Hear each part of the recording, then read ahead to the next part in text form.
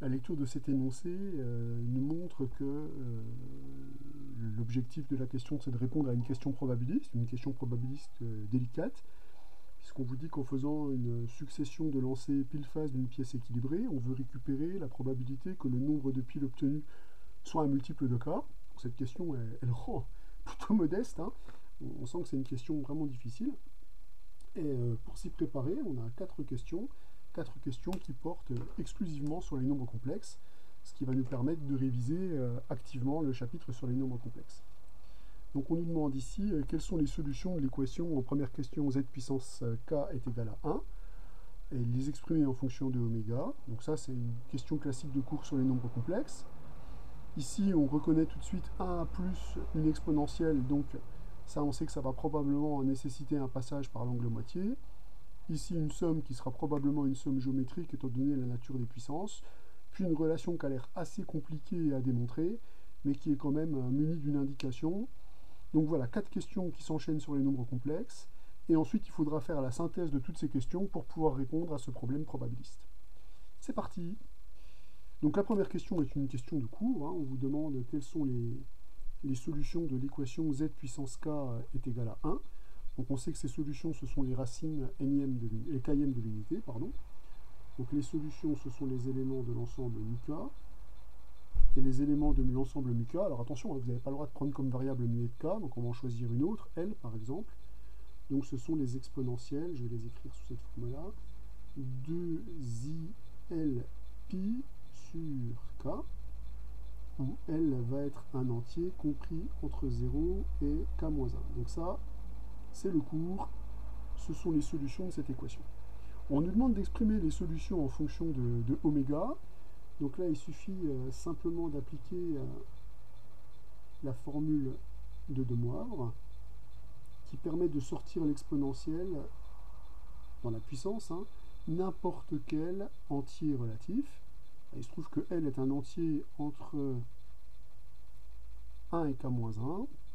Donc on récupère en fait que ces solutions, elles s'écrivent oméga à la puissance L, où L est un entier quelconque compris entre 1 et k-1. Donc là, la première question, c'est du cours, rien que du cours, sur les nombres complexes. À vous de mener des révisions efficaces si cela est nécessaire. Deuxième question, toujours du cours, puisque si on écrit oméga sous sa forme exponentielle, le oméga à la puissance L il est ici, on récupère donc 1 plus oméga, c'est donc 1 plus exponentielle 2i L pi sur k, et on doit calculer le module de ce nombre complexe. Le module fonctionne bien avec les produits, donc il faut faire une factorisation. Le cours nous dit que ça fonctionne bien quand on factorise par l'exponentielle de l'angle moitié. Donc l'angle moitié, c'est exponentielle. L'angle moitié, c'est L pi sur k, donc on va factoriser exponentielle et L pi sur k. Ici, il faut que je mette l'opposé de la moitié pour reconstituer 1, puis la moitié pour reconstituer l'angle complet. Ce qui permet de reconnaître ici la formule de l'aire du cosinus. Quand on dispatche le module, on va récupérer donc 2 cosinus de L pi sur k multiplié par exponentielle IL pi sur k. On sait que le module du produit, c'est le produit des modules. Donc on va récupérer le module de 2 qui vaut 2. Le module de cosinus L pi sur k, c'est sa valeur absolue, et le module de ce nombre complexe est égal à 1. Donc on récupère bien la formule qu'on nous demandait de démontrer, c'est une simple factorisation par l'angle moitié. Troisième question, toujours une question de cours, il s'agit de calculer une somme, la somme qui est ici.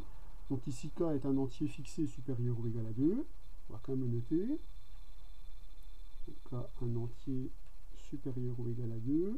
Ici il est question de calculer donc la somme pour L variant entre 0 et k-1 de oméga à la puissance Lj, où J est un entier naturel a priori quelconque. Alors, ici, quand je fais une verticale des sommes que je sais calculer, je pense immédiatement tout de suite à une somme géométrique, puisqu'on a une puissance dans le terme général. Mais attention, la puissance, l'évolution de la puissance doit dépendre de la variable muette.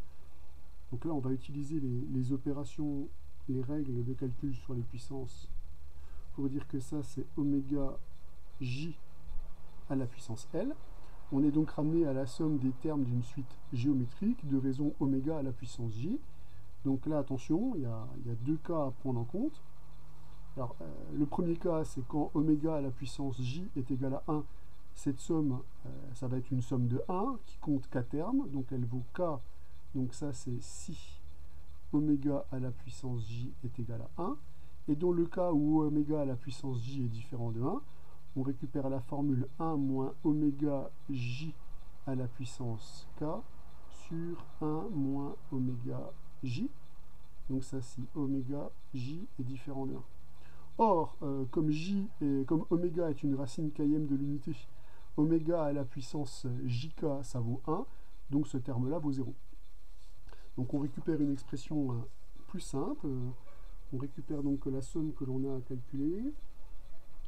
La somme donc pour L variant de 0 à k-1 de oméga à la puissance Lj va donc être égale à, donc 0 si oméga à la puissance j est différent de 1, et k si oméga à la puissance j est égal à 1. Alors ce résultat est correct, mais il n'est pas complètement satisfaisant, puisque nous on préférerait avoir, pour savoir dans quel cas on se place, une condition qui pèse sur j, une condition un peu plus explicite que oméga à la puissance j est égal à 1. Donc là il va falloir aller un petit peu plus loin. On va revenir à la définition de oméga. Oméga à la puissance j est égal à 1 si et seulement si exponentielle, donc 2ij pi sur k est égal à 1. Or, on sait que exponentielle iθ est égal à 1 si et seulement si l'argument est congru à 0 modulo de pi, c'est-à-dire si et seulement si il existe un entier relatif L, tel que l'angle considéré ici, c'est-à-dire 2j pi sur k est égal à 2l pi. Ça va se simplifier un petit peu. On peut noter que ceci est équivalent à dire qu'il existe un entier relatif tel que... Alors si on multiplie le tout par 1 sur 2 pi, on va récupérer j sur k est égal à L, donc j va être égal à Lk. Ce qui signifie ensemblistement que j est un multiple de k, puisqu'ici k est un entier fixé, donc que j appartient à kz. Alors ce qui peut être intéressant, vous voyez, c'est d'obtenir une belle formule bien unifiée pour cette somme-là. Cette somme, elle vaut k si j est un multiple de k, et elle vaut 0 sinon. Et bien ça, j'ai envie de l'exprimer avec une indicatrice.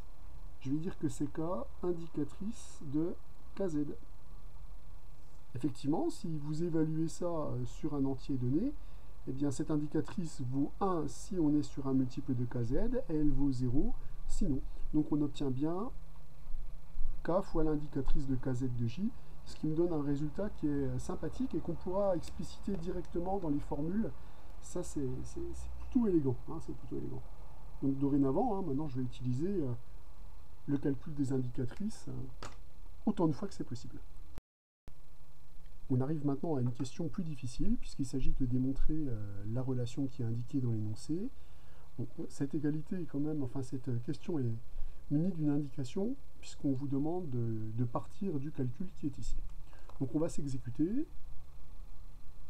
on va partir de ce calcul-là, donc on va considérer la somme pour k variant entre 0 et, alors c'est pas k, c'est L, pardon, pour k variant de 0, donc de L variant de 0 à L-1, de 1 moins oméga à la puissance L, le tout à la puissance L. Je vais y arriver. Donc là, c'est la variable muette L. Bon, alors comment calculer cette somme? De toute façon, on n'a pas trop de choix ici. Je ne vois pas ce qu'on pourrait faire à part développer avec la formule du binôme. Donc là, pour l'instant, on va développer avec la formule du binôme. Donc on développe. Ça va donc nous donner la somme pour P variant entre 0 et n de P parmi n. Alors je vais mettre la puissance la plus simple sur oméga, oméga à la puissance LP. Voilà ce que je récupère. Alors quand on a une somme double, on sait bien que la seule idée à avoir, c'est de permuter les symboles pour changer les dépendances par rapport aux variables. Donc on va permuter les symboles. Il faut juste faire attention qu'on travaille sur un symbole rectangulaire, puisque sur un symbole triangulaire c'est plus difficile, mais là on voit que les indices ne dépendent pas du tout des variables muettes. Donc on est sur une somme rectangulaire, et sur une somme rectangulaire on peut permuter les sommes. Somme rectangulaire finie, les sommes sont donc permutables. Donc là on applique vraiment les règles usuelles qu'impose la situation. Comme prévu, ici, on change la nature des dépendances. Comme la variable ici, c'est L, je vais pouvoir factoriser de la somme intérieure tout ce qui ne dépend pas de L, c'est-à-dire le n parmi P. Donc, on va récupérer la somme pour P variant entre 0 et n, donc de P parmi n, multiplié par la somme pour L variant entre 0 et k-1 de oméga à la puissance Lp. Et là, on retrouve le calcul qu'on avait fait juste ici, hein, c'est cette somme-là qu'on avait calculée. Donc là, elle est juste évaluée en P plutôt qu'être évaluée en J. Donc on va utiliser le calcul de la question précédente et faire apparaître donc notre résultat sous forme d'indicatrice. Donc là, on avait dit que c'était l'indicatrice sur, alors ici, c'était le résultat, c'était sur les KZ, donc l'indicatrice de KZ, évaluée sur la variable de dépendance. Ici, la variable de dépendance, c'est P. Donc ça va permettre de simplifier la somme, puisque cette expression-là est nulle, sauf lorsque P, alors il y avait un facteur K, pardon, que j'ai oublié, un facteur K encore dans l'expression, hein, pour recopier le résultat correctement, K, indicatrice de KZ de J, là ça sera K, indicatrice de KZ de P, puisque la somme s'applique en P. Alors, ici, tous ces termes-là sont nuls dès que P n'est pas un multiple de K, et lorsque P est un multiple de K, on obtient 1.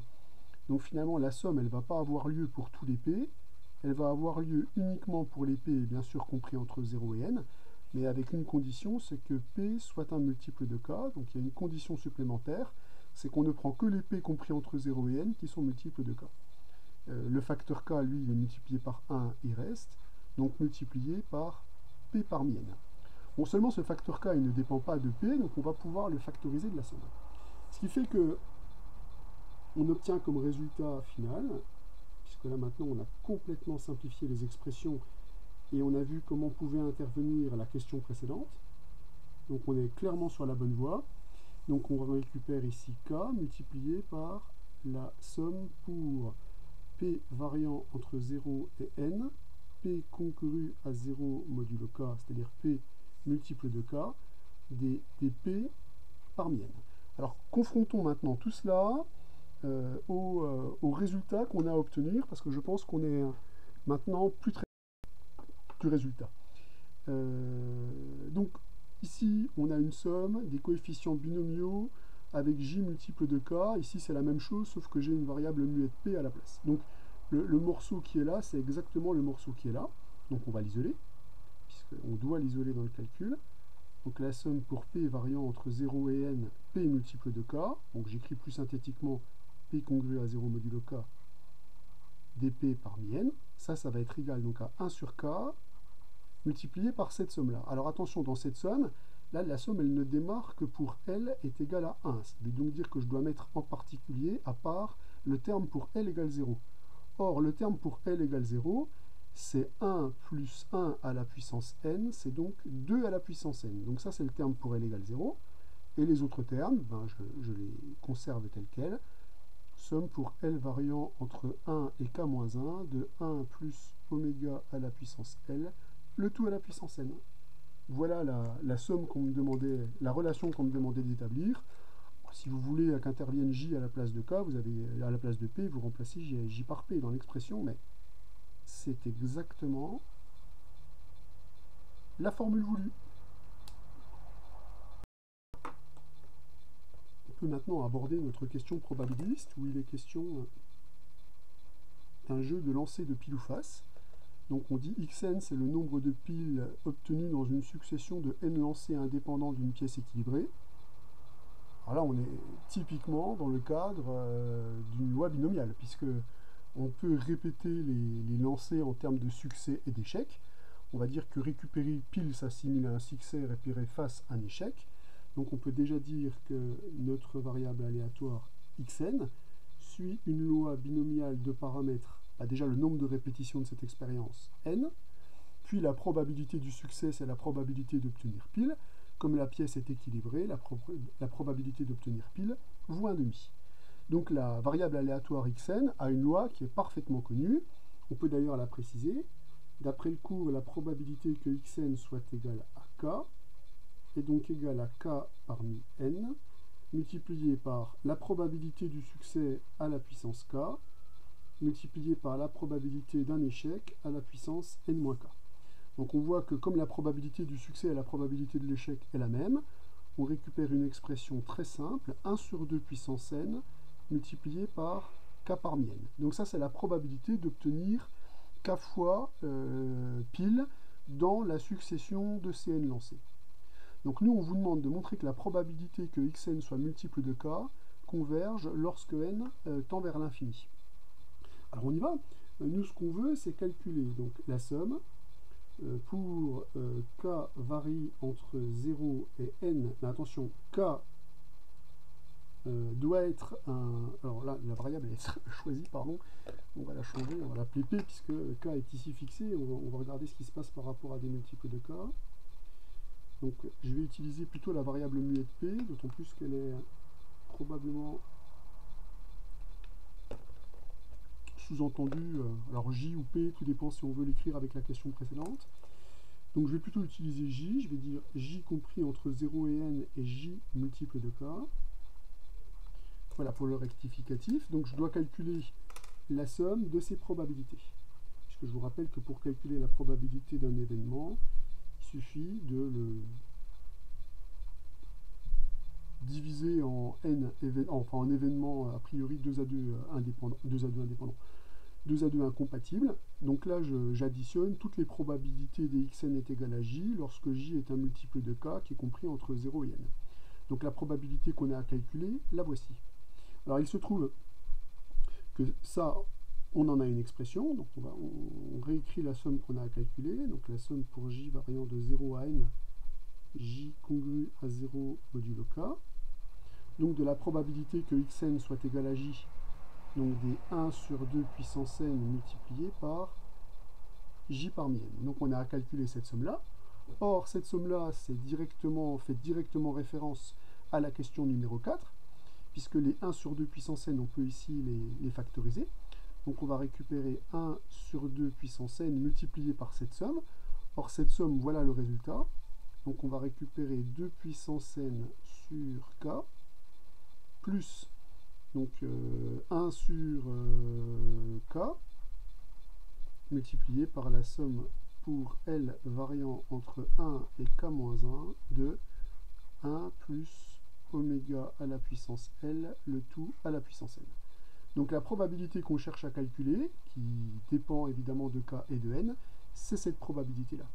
Alors ce qu'on nous demande, maintenant qu'on a calculé la probabilité, on a déjà fait la moitié du travail, on a calculé la valeur de cette probabilité pour n'importe quelle valeur de n et pour n'importe quelle valeur de k.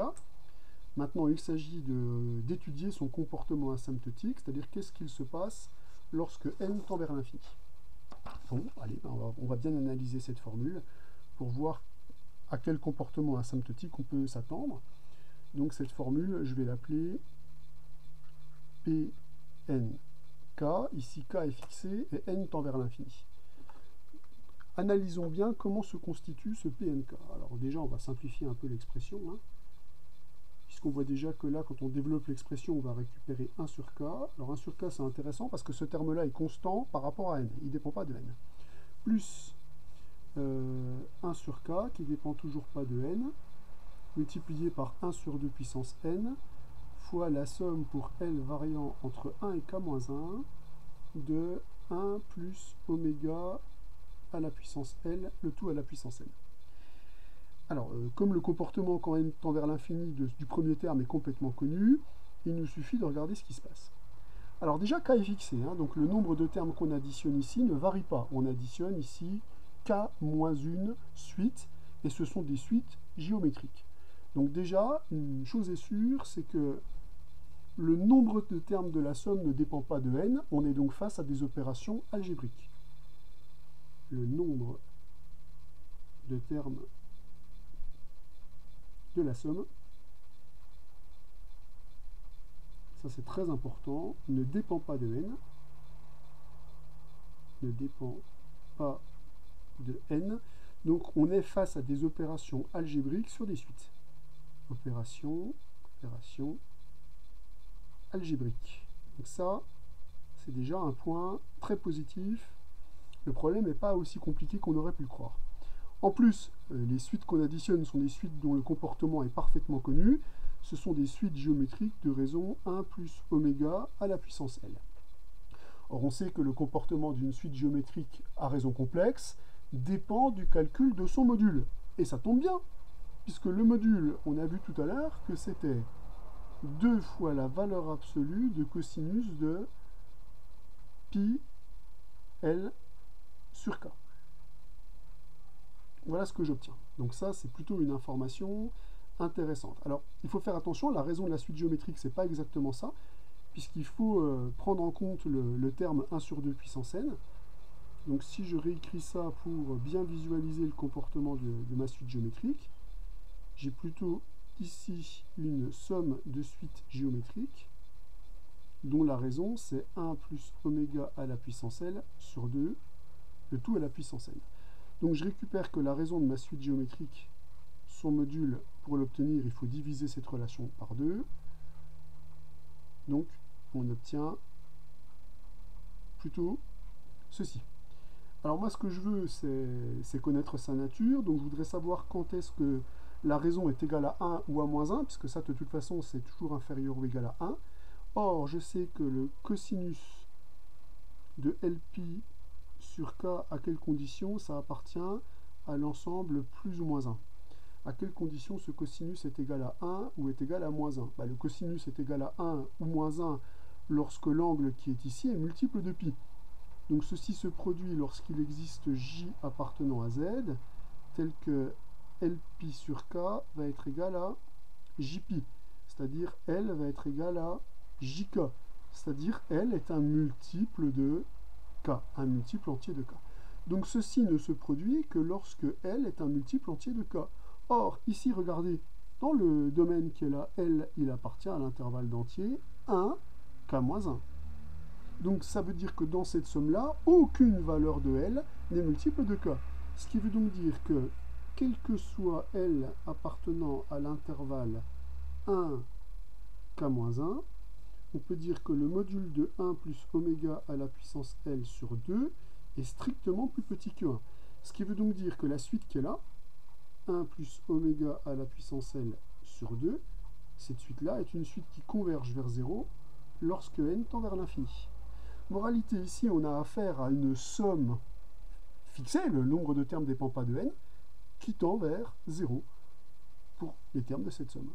On en déduit donc par opération algébrique sur les suites convergentes que la suite de probabilité qu'on est en train d'étudier, cette suite de probabilité, elle converge a priori vers 1 sur k. Donc là, on est sur une étude de suite géométrique. Il faut absolument bien maîtriser le comportement des suites géométriques à coefficient, enfin, le coefficient des suites géométriques dont la raison est un nombre complexe. Donc ça, encore une fois, cet exercice est l'occasion de mener pas mal de révisions. Les opérations sur les suites, les nombres complexes, les suites géométriques. Un exercice extrêmement riche.